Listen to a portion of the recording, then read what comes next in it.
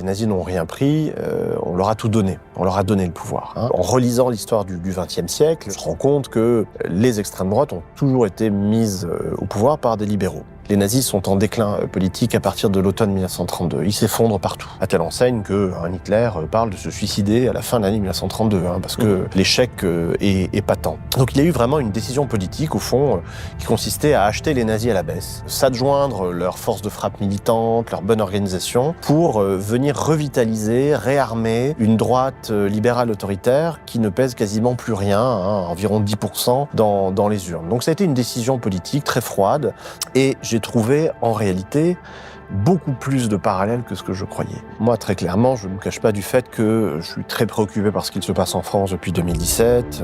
Le tournant libéral autoritaire, il est là. Et je me disais qu'il allait avoir une pente de l'extrême centre vers l'extrême droite, mais je la voyais à échéance 2027. Or là, avec le vote de la loi immigration en décembre 23, j'étais surpris de la vitesse à laquelle tout cela a été dévalé. On sort d'une semaine où on a beaucoup parlé de submersion migratoire, qui a été saluée, encore une fois, par Marine Le Pen comme une victoire idéologique, une victoire gramscienne, accréditée par l'usage politique des notions qui viennent des bas-fonds, des caniveaux de l'extrême droite. C'est très dangereux. De la même manière que réprimer violemment des mouvements sociaux, faire des états d'urgence à répétition, promouvoir le droit d'exception sur le droit commun, c'est irresponsable. Mais là où je pense qu'il peut y avoir un message d'espoir, c'est que rien n'est jamais écrit d'avance. Au fond, c'est l'extrême droite qui, a posteriori, nous dit, et les nazis ont été des maîtres dans cette matière, qu'il y avait une marée brune, un phénomène quasiment géologique, en fait, de montée des eaux qui était irrésistible. Or, on pouvait résister. Tout ne menait pas à ce que quelqu'un qui a 44 ans à l'époque, qui vient d'être fraîchement naturalisé, qui s'appelle Adolf Hitler,